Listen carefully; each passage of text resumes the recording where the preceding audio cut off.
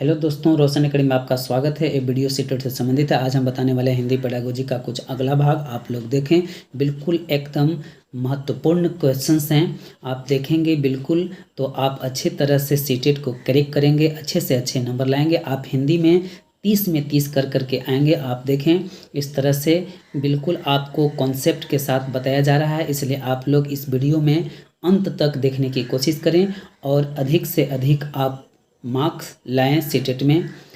तो चलिए आज हम बताते हैं, क्वेश्चंस पे लेके चलते हैं और 106 नंबर क्वेश्चंस देखेंगे। किसी भी भाषा पर अधिकार प्राप्त करने के लिए सबसे महत्वपूर्ण है, पहला शब्दों के अर्थ जानना, दूसरा उस भाषा की वाक्य संरचना जानना, तीसरा उस भाषा का अधिक का अधिक प्रयोग करना, चौथा उस भाषा का व्याकरण जानना। तो आप लोग इसमें आंसर करें, क्या आंसर होगा। तो चलिए इसका आंसर तीसरा होगा। जब बच्चा भाषा को अधिक से अधिक प्रयोग करना जान जाएगा तो स्वाभाविक है कि उस भाषा में बच्चा प्रांगत हो जाएगा। और जब प्रांगत तब होगा जब बच्चा उस भाषा को अर्थपूर्ण रूप से जानेगा। तो चलिए आगे बढ़ते हैं। आगे क्या है, अगला क्वेश्चन देखते हैं। 107 नंबर देखें क्या है। 107 नंबर क्वेश्चन, समावेशी कक्षा में बच्चों की आवश्यकताओं को पूरा करने में भाषा शिक्षक के रूप में आपकी मुख्य जिम्मेदारी नहीं है। यहाँ पर देख सकते हैं, नहीं है।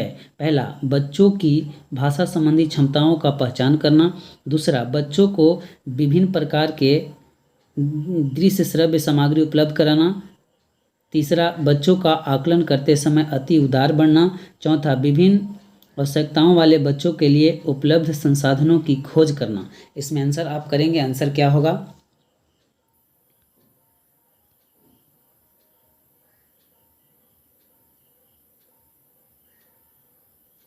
चलिए इसका आंसर हो जाएगा तीसरा, बच्चों का आकलन करते समय अति उदार बनना। बच्चों के आकलन या मूल्यांकन करते समय शिक्षक को अति उदार होना जिम्मेदारी नहीं है। यही इसका ऑप्शन का आंसर होगा, तीसरा नंबर। चलिए आगे देखते हैं, आगे क्या कहता है। 108 नंबर देखेंगे। पढ़ने की संस्कृति के विकास के क्रम में ... पठन को प्रोत्साहित किए जाने की आवश्यकता है। पहला वैयक्तिक, दूसरा सस्वर, तीसरा मौन, चौथा सामूहिक। इसमें क्या आंसर होगा, आप लोग आंसर करेंगे।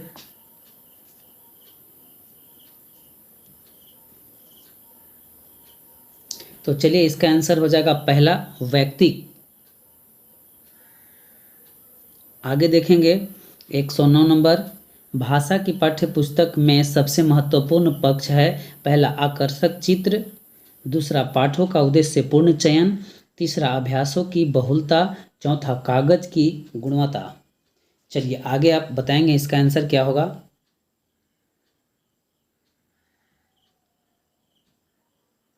कह रहा है भाषा की पाठ्य पुस्तक में सबसे महत्वपूर्ण पक्ष, तो इसका आंसर दूसरा हो जाएगा, पाठों का उद्देश्यपूर्ण चयन। क्योंकि आकर्षक चित्र केवल पाठ्य पुस्तक में रहेगा तो एक महत्वपूर्ण पक्ष नहीं। देखिए इसमें तुलनात्मक प्रश्न है, चारों ऑप्शन हैं और चारों सही है, लग रहा है कि बिल्कुल सही है, लेकिन महत्वपूर्ण पक्ष कौन सा है, पाठ्य पुस्तक की तरफ से सबसे महत्वपूर्ण पक्ष है, क्या उसको चुनना है। तो केवल पाठ्य पुस्तक में अगर आकर्षक चित्र डाल दिया जाए तो क्या ये सही रहेगा, नहीं। अभ्यासों की बहुलता, अगर पाठ्य पुस्तक में कहानी के बाद बहुत सारे अभ्यास डाल दिया जाएगा, अभ्यासों को बहुलता उसमें दे दिया जाएगा, तो उससे भी कुछ होने वाला नहीं है।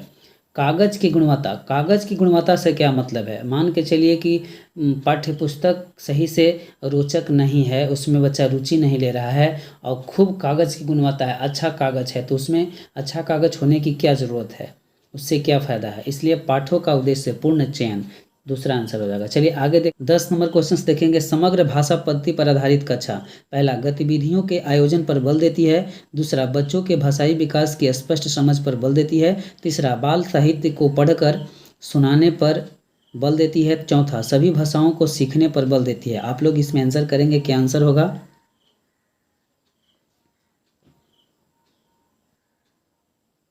चलिए इसका आंसर दूसरा होगा, बच्चों के भाषाई विकास की स्पष्ट समझ पर बल देती है। समग्र के मतलब होता है स्पष्ट समझ या समूचा या सारा कह सकते हैं। तो जब बच्चा मौखिक और लिखित दोनों रूप से अपने विचारों को अभिव्यक्त करता है तो उसी को हम क्या कहते हैं, समग्र पद्धति पर आधारित कहते हैं। तो चलिए आगे देखते हैं, 111 क्वेश्चन देखेंगे। विद्यालय के बाहर का जीवन और वहाँ प्राप्त ज्ञान एवं अनुभव भाषा सीखने के लिए आवश्यक प्रेरणा देते हैं, क्योंकि पहला, मानक वर्तनी का सम्यक ज्ञान मिलता है। दूसरा, लेखन की विभिन्न शैलियों का परिचय मिलता है। तीसरा, समृद्ध भाषिक परिवेश मिलता है। चौथा, इससे व्याकरणिक नियमों की जानकारी प्राप्त होती है। आप लोग इसका आंसर करेंगे, इसका क्या आंसर होगा?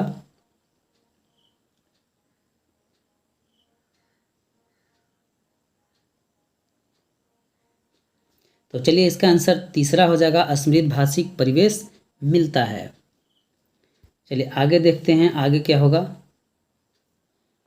112, पहली कक्षा में प्रवेश लेने से पहले आमतौर पर बच्चे पहला, पठन लेखन में दक्ष होते हैं।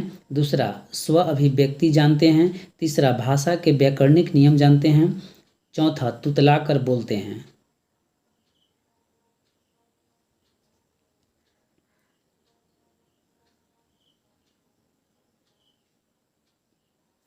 तो चलिए इसका आंसर दूसरा हो जाएगा, स्व अभिव्यक्ति जानते हैं। इसमें करा कि पहली कक्षा में प्रवेश लेने से पहले आमतौर पर बच्चे पठन लेखन में दक्ष होते हैं, ऐसा कुछ नहीं है। भाषा के व्याकरणिक नियम जानते हैं, पहला 1 to 5 में तो व्याकरण शब्द का नाम ही लेना गलत होता है ऑप्शन में।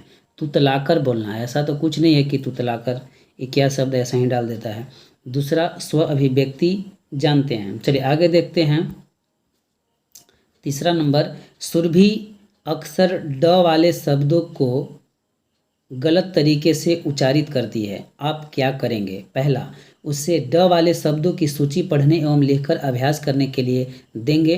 दूसरा, उसे ड वाले शब्दों को अपने पीछे पीछे दोहराने के लिए कहेंगे। तीसरा, उसे सहजता के साथ अपनी बात कहने के लिए प्रोत्साहित करेंगे। और चौथा में है उसे ड वाले शब्दों की सूची पढ़ने एवं बोलकर अभ्यास करने के लिए देंगे। आप लोग इसमें आंसर करें, क्या आंसर होगा?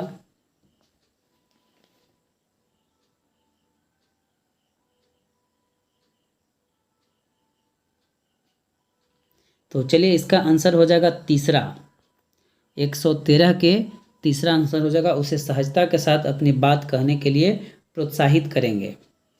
ठीक है, आगे देखेंगे क्या है, 114 नंबर क्वेश्चंस। प्राथमिक स्तर पर पढ़ने की क्षमता का आकलन करने की दृष्टि से सबसे अधिक महत्वपूर्ण है। पहला, विराम चिन्हों का ज्ञान। दूसरा, पढ़ने में प्रवाह। तीसरा, अर्थ का निर्माण। चौथा, वर्णों की पहचान। प्राथमिक स्तर पर पढ़ने की क्षमता का आकलन करने की दृष्टि से सबसे अधिक महत्वपूर्ण, आप लोग करेंगे, क्या इसका आंसर होगा? तो चलिए इसका आंसर दूसरा हो जाएगा, पढ़ने में प्रवाह। 15 क्वेश्चंस देखेंगे। भाषा की कक्षा में कहानी सुनाने का मूल उद्देश्य है। पहला, बच्चों की कल्पना शक्ति का विकास। दूसरा, बच्चों में सुनकर दोहराने की आदत का विकास। तीसरा, बच्चों की अनुशासन में रखना। चौथा, बच्चों का मनोरंजन करना। इसमें क्या आंसर होगा, आप लोग आंसर करेंगे?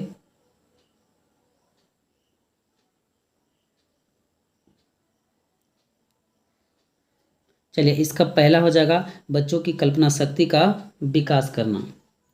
आगे देखेंगे, 116 नंबर क्वेश्चन देखेंगे। प्राथमिक कक्षाओं में बच्चे बहुत कुछ लेकर विद्यालय आते हैं, जैसे अपनी ... अपने अनुभव, दुनिया को देखने का अपना दृष्टिकोण आदि। पहला, समस्याएं। दूसरा, भाषा। तीसरा, पाठ्य पुस्तकें। चौथा, कमियां। इसमें आंसर क्या होगा, आप लोग आंसर करेंगे? चलिए इसका आंसर दूसरा हो जाएगा, भाषा। प्राथमिक कक्षा में बच्चे बहुत सारे लेकर विद्यालय आते हैं, जैसे अपनी भाषा, अपने अनुभव, दुनिया को देखने का अपना दृष्टिकोण आदि। इसमें भाषा हो जाएगा। चलिए आगे देखेंगे, 117 नंबर क्वेश्चंस देखेंगे। बच्चों की मौखिक अभिव्यक्ति के विकास का अर्थ यह नहीं है। नहीं शब्द आप देखेंगे, पहला, वाद विवाद में बेझिझक होकर बोलना। दूसरा, कहानी सुनकर शब्दशः दोहराना। तीसरा, अपनी कल्पनाओं की मौखिक अभिव्यक्ति। चौथा, बातचीत में सक्रिय भागीदारिता का निर्वाह करना। इसमें आप आंसर करेंगे, इसका आंसर क्या होगा?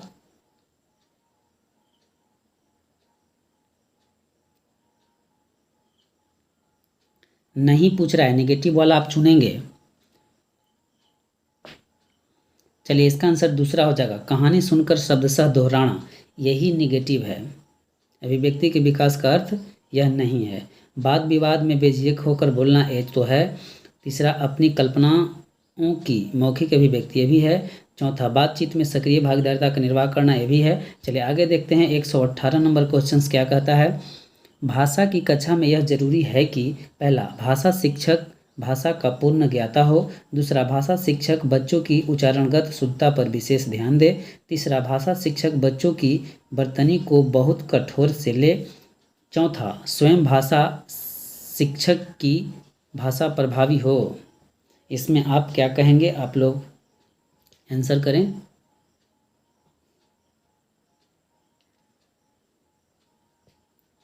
चलिए, इसका अब चौथा आंसर हो जाएगा। आगे देखेंगे 119 नंबर, प्राथमिक स्तर पर बच्चों की भाषाई क्षमताओं का विकास करने का अर्थ। पहला, भाषिक संरचनाओं पर अधिकार। दूसरा, भाषा प्रयोग की कुशलता पर अधिकार। तीसरा, भाषा अनुकरण की कुशलता पर अधिकार। चौथा, भाषिक नियमों पर अधिकार। इसमें आप आंसर करें, क्या इसका आंसर होगा?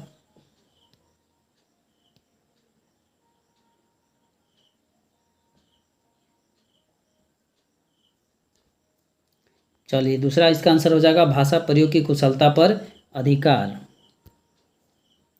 20 नंबर क्वेश्चन देखेंगे, व्याकरण शिक्षण की आगमन विधि की विशेषता है। पहला, पहले नियम बताना। दूसरा, पहले नियम का विश्लेषण करना।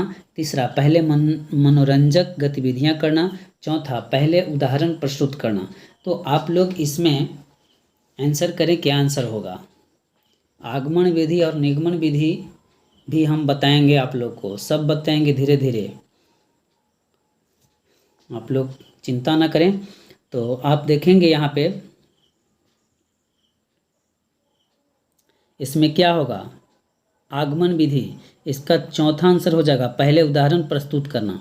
देखिए, आगमन और निगमन, निगमन मतलब नियम से उदाहरण की ओर।